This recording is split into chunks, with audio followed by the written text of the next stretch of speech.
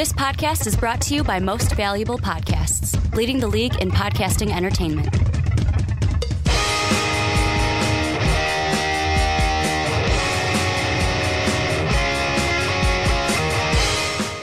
What's up, everybody? Ricky Widmer here, along with not Mark Weber. Dub them East. I'm here with Sean Anderson, filling in for the Mark Weber. Dub them East. Always got to dub them East. Always got to do it for Mark. I know that Mark said you're dubbing the E's because it's two E's, but I think we're still going to go with you can dub the E's because you got two E's in your name. Yeah, Sean and Anderson. Yeah. So still dub them East. I know Mark was like, well, it's not that. It's because there's two E's in the, or it's the Mark Weber. I'm sorry, the royal the. Yeah, go follow Mark Weber on the Mark Weber on Twitter. But I'm there Sean. is a the Mark Weber. It's the wrong guy. He's in Milwaukee. I thought he was in No, that's John Jones. Yes. That's the other John Jones. We're not going to talk about this again because literally last time I was on the podcast, we talked about this for like the first 5 minutes. We talked about the same thing, but we got a jam-packed show. And first off, the Outcast, I know you're watching. Brad, you can say jam-packed show. It's okay. This week on the Outcast, he said he's not going to say jam-packed show because I guess it's my thing. It's not copyrighted. It's my thing. It's not copyrighted. You can say jam-packed show all you want, but we've got literally a jam-packed show because we're not bringing just 3 topics to you this week. We got not 1, not 2, not 3, not 4. Did LeBron make it all the way to 5? Yeah, Did he go not 7. 5? I think he not like 7 or 5. 8. We don't have 6 or 7. We have 5 topics for you today. All NFL draft topics. Going to be looking at the Browns, the Broncos, the Packers, the Patriots, and then we're going to round things off with non-first round sleepers. Little non-first round guys that we haven't talked about yet. Cannot wait to jump into it. Before we do, a little bit of housekeeping here at the beginning. If you love what you do, if you're new to the channel, check it out. If you like what we're doing, check out patreon.com/mostvaluablepodcast. The Fast Break just had 2 patrons on. Going to have 1 more on next week. The PTP is going to have Matthew on this month. It's going to be a great time. Check out how you can be like our other patrons and join podcasts down below in the description. Most Valuable Podcast t-shirts also. You can get that link down below in the description. MostValuablePodcast.com for NFL draft lovers. I put out a 7-round mock draft. I don't know how I did it, but I did it. You can check that out. Let me know what you think about your favorite team at MostValuablePodcast.com. Last but not least, you're on iTunes, Apple Podcasts. Make sure to give the Onside Kick and all the MVP podcasts a 5-star rating on iTunes and Apple Podcasts. But I got through the housekeeping quick, Sean, because we got, like I said, a jam-packed show talking all draft today. The first one I know that you're going to love because you love one of the guys we're talking about. And you were going to say something. Well, and I also just love fighting with you. And I feel like this is going to be a topic that we're going to have some disagreement on. I don't know if we're going to have a disagreement. I don't. Really? I don't. And we'll get into it right now. The question is, what should the Browns do at number 1? This will be now the 3rd and final time we talk about what the Browns should do, because Mark and I talked about it way back when it was before quarterback, when it was like, ooh, could they go Saquon Barkley? Could they go a Bradley Chubb? Then we did it again where basically it was like, what quarterback are you picking at number 1? Now it's who should the Browns take? Sam Darnold or Josh Allen? I know your answer, but who should they take at number 1? Well, I mean, even one thing, I want to throw out a couple things. One, they could still go, as you mocked them in the live mock draft, they could still go with a Saquon Barkley or a Bradley Chubb. And that's really coming out because on the Dan Patrick show, he was talking to an NFL scout who said the Browns really like Josh Allen and Baker Mayfield. So if they feel like, and Paulie brought this up, they feel, if they feel like they can get either Josh Allen or Baker at 4, they can take a Chubb or Saquon 1. So, again, we don't know what the hell's going to happen on Thursday, and that's the fun part about this. And here's the thing. And the scout thing was interesting because I listened to that because you sent it to me today. Shoot you a text. And Dan Patrick made a great point where it's like, when it's a scout, they don't have any agenda. Like, a team's not feeding them information to hope that it gets out there. But the thing I hate about this week is whenever you hear news, take it with a grain of salt because you don't know if it's a team trying to create a smokescreen for another team. Like the Colts, who we're not talking about this week, came out and said that, oh, the thing that we did trading back to 6 shows that we have great confidence in Andrew Luck. Does it? Or are you trying to create a smokescreen so that one of those quarterbacks falls to you at 6? With the Browns, for me, I have heard for the longest time, when you ask Todd McShay, you look at all the experts, that they like Josh Allen. Now, draft week finally gets here. Now it's magically a 50-50 question. Sam Darnold, Josh Allen. I don't know if this is a smokescreen by Cleveland or if they really are like, no, we do like Darnold, or if it's like, hey, let's say we like Darnold, so if a team like the Bills, team like the Cardinals, a team like the Jets wants to trade up to get the number 1 pick. Yeah, and I think the one thing too with that is, I really like this because, again, it's building suspense towards Thursday. Because, sometimes we get like the Sam Bradfords that sign early because they already know who they're taking. I like this. I like building up that anticipation. If the number 1 pick is traded again, like the Rams picked it up a couple years ago, it's going to be crazy. Dave and I are going to go nuts on that live show on Thursday. Which I forgot to plug. Check that out also, the live stream. But really, it's going to boil down to, if the Browns keep the pick, who are they going to take? And, we could throw Baker in there, but I feel like we've heard so much about Allen, like you said, before this, and now Baker's being thrown in here randomly because I think the Dolphins like him. They might trade up to the Jets to get him. Apparently really like him. Yeah, and the Dolphins want to jump the Jets, so that's the idea, the thought with Baker, so maybe the Cleveland Browns are trying to play into that. But again, I agree with you. I think we're looking at 2 quarterbacks here. Either what most people think is the number 1 quarterback, it's Sam Darnold, or the big, strong-arm quarterback that we know John Dorsey likes to select in Josh Allen. And again, when looking at this, I've kind of yelled at you on the live mock draft about this when you went with Saquon number 1. The Browns need a quarterback. They desperately need one. They've never had a quarterback in my lifespan. They moved to Cleveland in 1999. They didn't have one. They haven't had one since. I mean, the only one that was somewhat decent had my last name, and Derek Anderson back in 2007, 2008. And even before then, it was like Bernie Kosar was the last great quarterback. At number 1, Browns should not be looking to trade this pick. They should be looking at a quarterback. And to me, it's a clear pick. It's Sam Darnold, because this guy has everything that you need. He's got the body, he's got the leadership ability, he's got a great arm, and he's got athleticism. I think he's a great leader. He's not my number 1 quarterback, but I understand why people have him number 1, and there's a reason he's the number 1 consensus quarterback. And I also think he's a better fit in Cleveland than my number 1 quarterback in Josh Rosen is. So looking at it, I think Sam Darnold is absolutely clean cut and ready to take over Cleveland. And the one thing that is nice about him, and he said this on the Tiki and Tierney show on CBS Sports Radio today, is that sitting his freshman year as a redshirt at USC really helped him understand the game, really helped him adjust to college. And he's going to be somewhat redshirted now that the Cleveland Browns have Tyrod Taylor for a year. So I think that this is going to be a perfect situation because he's a leader. You need that in Cleveland. You need to be able to be a leader in that locker room, and you need to be a face that the franchise can lock onto, kind of like Joel Embiid in Philadelphia. They were able to lock onto that face and really grow up that fandom again. They were able to trust the process. I think Sam Darnold brings that face. I think he brings that leadership. And then I think he's also going to be in the right situation where he's not going to feel a ton of pressure because he's going to be able to have a year learning under Hugh Jackson, that offense, and Tyrod Taylor, and be able to get adjusted to the situation. The thing I hate about this year is that I don't hate any of the top 5 quarterbacks. I don't hate them. I disagree. Like, obviously, like, if I had to choose, like, if you're saying who's the one guy out of the top 5 that I wouldn't draft, it'd be Josh Rosen, because I don't want that anywhere near my team. What do you mean? He's a guy who's pro-ready. I don't want any of the things we're hearing about his personality and everything. What do you mean about that? I don't want someone who's going to be condescending to his teammates. I don't want somebody who... I hear that, and I think bad teammate. Well, that's one of the things that Jim Mora was saying. No, and like he said he was a millennial, and he said that he asked Todd questions. McShay had also said that also, that if you ask coaches that they say like a little condescending towards the receivers, where it's like you run a bad route, it's kind of looking down at you, kind of giving you a condescending response.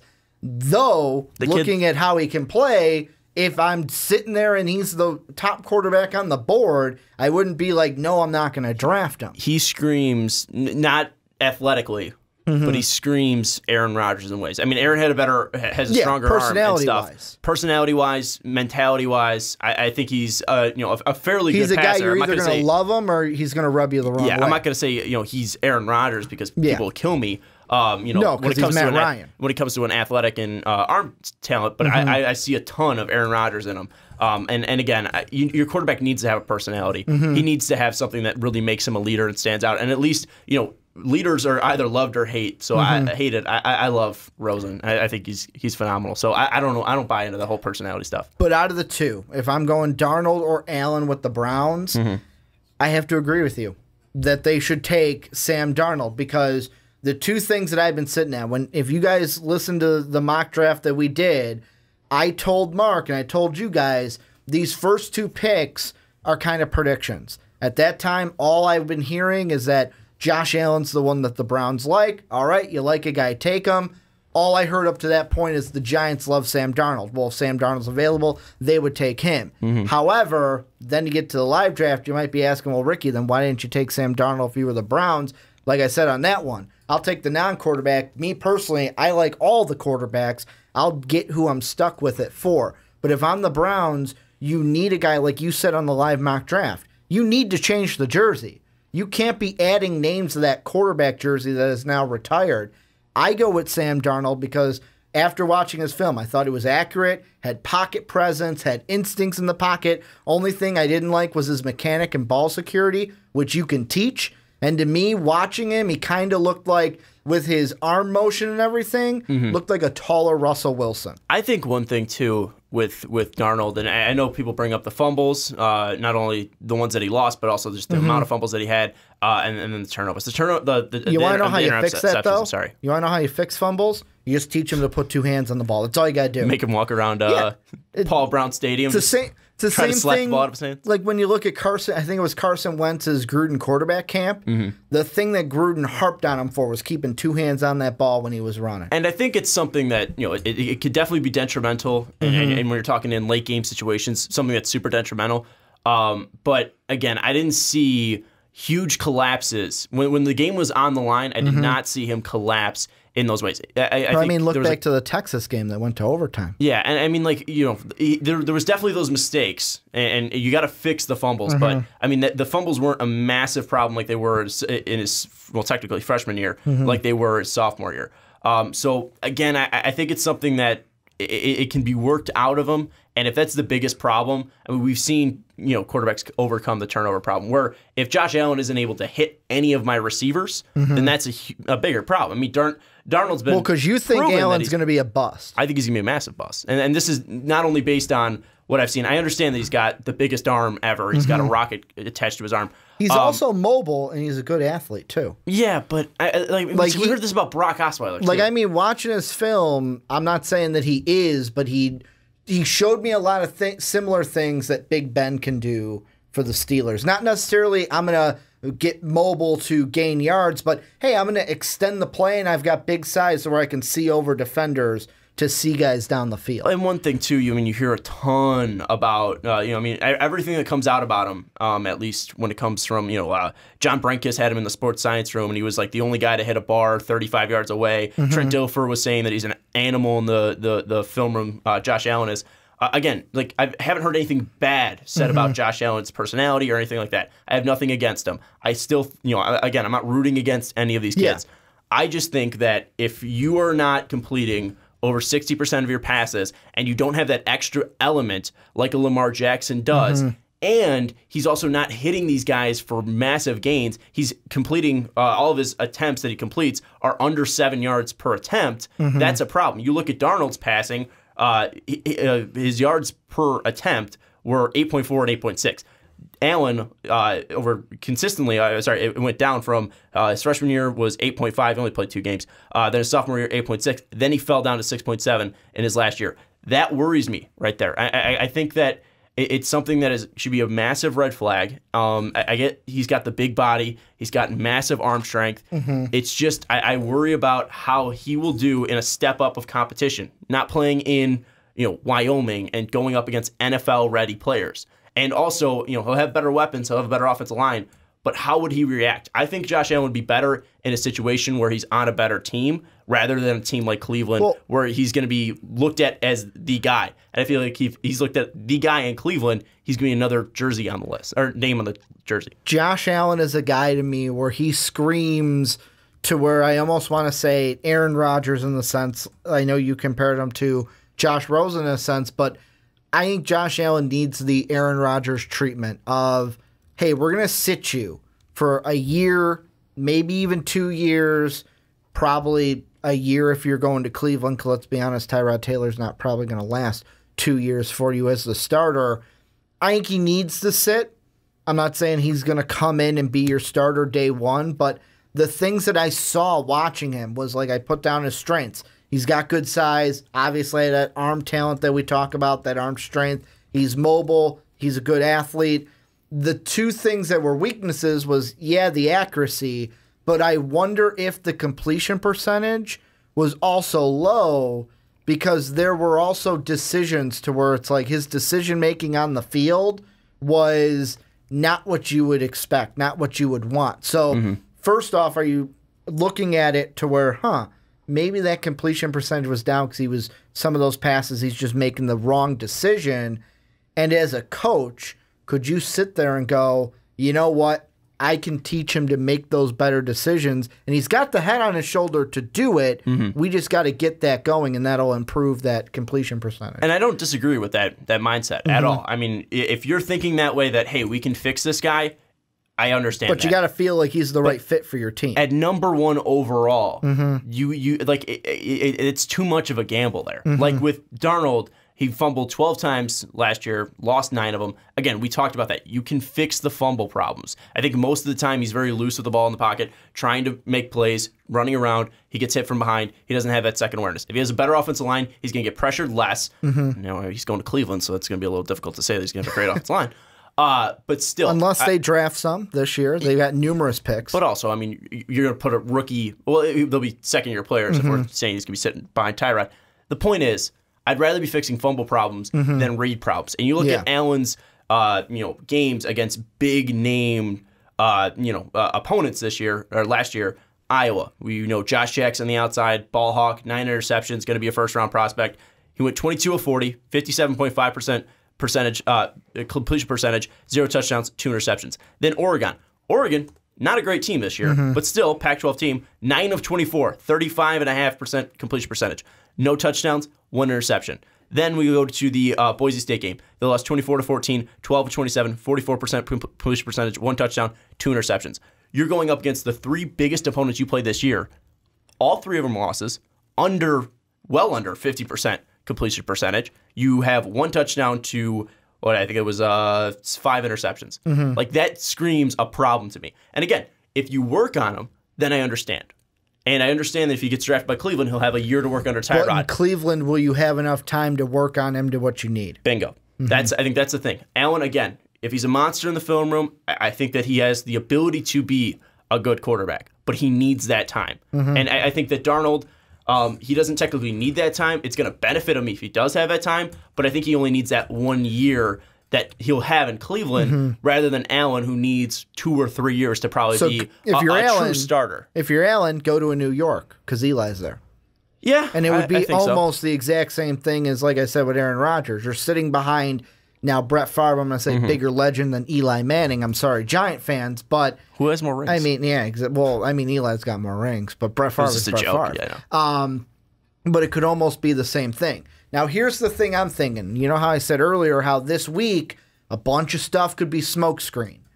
If, let's say, the Browns, they're still going to go with Allen, because the weird thing about the Browns, not really weird, but they've kept everything close to the vest. And I think about something that Colin Cowherd said way back when, LeBron in the first, whole where is he going to go came out. And there was a little snippet of about news coming out that LeBron could go somewhere. And Cowherd said, when you think about someone, the only way it gets out is if somebody wants it to get out. If LeBron wants it to get out, that's how it gets out. What if the Browns are doing the same thing? They've kept everything close to the vest with what they're going to do. Not many people know what they're going to do. Now all of a sudden you see the McShay thing. Oh, I'm hearing it's Darnold or Allen. Are the Browns doing that because they want to get that Darnold thing out, because they want to get teams to trade up? Because Pro Football Talk has a report here that the Bills, one of the teams that could need a quarterback, unlikely to trade up to 2. So if they're unlikely to trade up to 2, how likely are they to trade up to 1? And will the Cleveland Browns just be stuck with taking their option, which could be Josh Allen? Well, I think the biggest fear of these teams, too, is they don't want to fall from 1 to 12. And I know the Browns is a different situation since they have that 4th pick, but that drop for the Giants from going to 2 to 12, you're taking yourself away from one of these, top 3, studs like Nelson, Barkley, or Chubb. Yeah. And you're also taking yourself out of, one of the top 5 quarterbacks, or at least one of the top 2 quarterbacks. And then with Cleveland, you do have that 4th pick, but again, you're taking yourself away from the choice of your quarterback at 1, and then either Barkley, Chubb, or Nelson. So, I mean, or Denzel Ward even as well. So I just feel like, while the Bills have that opportunity to trade up, or, any team does, I just feel like it's ultimately not going to happen, and Cleveland's going to be taking their guy. And I think also with these whole reports thing, with all these reports coming out about, the Browns wanting Darnold or Baker. Same thing with the Bills. Oh, we're not going to trade up to 2. We're not going to do that, and then they can end up doing it. I think one thing, though, is let's also think about the motivation of these reporters as well. I mean, Dan Patrick coming out and saying that stuff about the scout. Yeah. I think that stuff is fairly legible because this one was reported by Ian Rappaport of NFL.com. Yeah, and again, I'm not trying to say like he's demanding clicks, but let's look at the Schefter report about Brady. No one asked Brady. He didn't go out and say, oh, Tom Brady's not playing in 2018. He didn't extend out to Brady and be like, hey, Brady, are you playing? It just took until today for them to reach out to Don Yeo, the agent for Brady, and said it's most likely that he will play. So it's something where I feel like when there is the room for a story, and Cleveland's not going to come out and deny that this is true or false because they're trying to keep close to the vest, they can go out and say, oh, it's Baker or it's Darnold or Allen, because we've heard that before. They're just going off of other unnamed sources. So again, I understand that whole thing about LeBron with, if he wants it to get out, it can get out. But I also feel like there can be fabrication just because of what people want to hear and pushing a narrative. And in this case, there is, because it's like, I'm not saying that, like, for example, Ian Rappaport, like, it's not like something like he has an alternative motive. It's the team. The team could be like, hey, let's tell him that we're thinking about this, even if we're not, just to get people thinking that way so we can blindside them. Because, like, it says here that the Bills aren't expected to climb up to the 2nd spot, but they will pull the trigger on 4 or 6. So Colts or Broncos, 2 teams that could trade their pick. 4 would be Cleveland.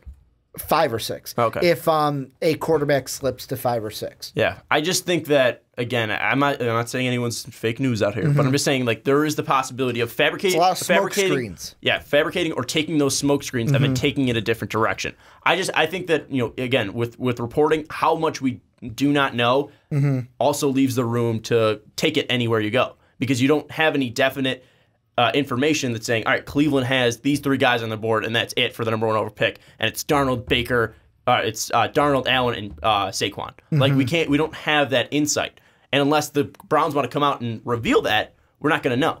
So again, we're not going to know until Thursday when this comes out and happens. I think when it all comes down to the fact, though, Sam Darnold, since he was pretty much a freshman, has been slotted as the number 1 pick in this draft. And to me, nothing's really changed from that freshman year to the sophomore year. I know his stats went down a little bit. Completion percentage went down. More fumbles, more interceptions. He also lost his number 1 weapon. That line got significantly worse at USC. I just feel like Sam has been kind of groomed to be the number 1 overall pick. And with all of these guys from my life span of following the NFL draft, Sam Bradford, Matt Stafford, Andrew Luck, Cam Newton. Really, the only question marks were Mariota and Jameis, who was going to go 1-2 there. I would even say, though, like, after being drafted, even though you could love or hate Jameis, I know I'm not a huge Jameis fan, at least the Buccaneers aren't going, hey, we need a new quarterback. No, but what I'm saying is, like, it was pretty clear going into those drafts who the number 1 guy was. So if, Darnold goes number 1 on Thursday, I don't think anyone's going to be shocked at all. That's the thing, is where if Allen goes number 1 overall, people are going to start to question that pick because of the completion percentage, because of the competition he was playing, of what he did in big games, because he's just another big arm, and also because Cleveland's taking him. I think if Cleveland takes Sam Darnold, again, it's going to be, oh, haha, Cleveland took a quarterback, he's going to be a bum, but also that is the one that's going to cause the least amount of controversy because people have been expecting that pick for 2 years. And again, I think he's primed for the position, great leader. He's been in a massive market in LA. He's been primed for those opportunities. He's known at some point, because he said he doesn't like to read in mock drafts, but at some point he's seen a mock draft and he's seen his name at number 1. I can't wait for 3 years down the line when someone hands him what someone wrote about him for the mock draft. Probably Dan Patrick. Yeah. Here's what I want to end with before we move on into the Broncos.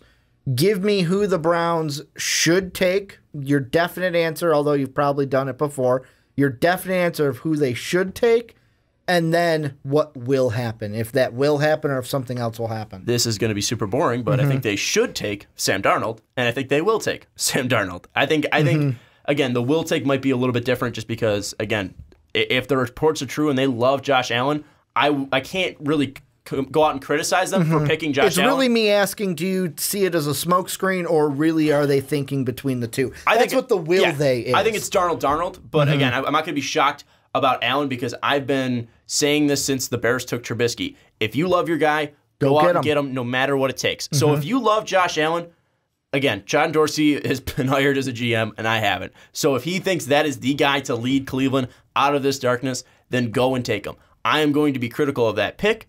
But but again, I can't say that I can't blame him again for taking that because that's your guy in your mind. So I think they should take Sam Darnold. I think they will take Darnold, but I think it's probably 75% to take Darnold, 25% to take Allen. Before I give my answer, hindsight here. Should the Browns have last year? Mark and I discussed should they have taken Mitch or Myles Garrett. Hindsight's always 20/20. You can't tell the next draft, but if they would have just taken Mitch last year, Bradley Chubb, first overall pick this year. And then you get a quarterback with Mitch, who Chicago's saying he's the next GOAT, and then Bradley Chubb, who some are saying he's better than Myles Garrett. But also, I mean, let's look back at where they were in the Carson Wentz draft. They traded away that Carson pick. Yeah. And then also let's look at the Browns don't know what to do. That's the joke. The Deshaun Watson pick, too. I mean, they had shot at Mitch and Deshaun Watson. So, I mean, that was up in the air. Here's what I'm going to say. They should draft Sam Darnold number 1. I think they will draft Josh Allen number 1. So I think it's a smokescreen. The Darnold's a smokescreen? I feel like Allen's more of a smokescreen. No. I'm saying that they should draft Darnold, that they really like Allen and are only throwing Darnold out there so a team trades up for them. But I think they will draft Allen. I would take Darnold. This is where you guys, though, come in. Let us know down below. What do you guys think? Who should the Browns take? Who will they take? What do you think of these quarterbacks? Let us know what you think down below in the comment section.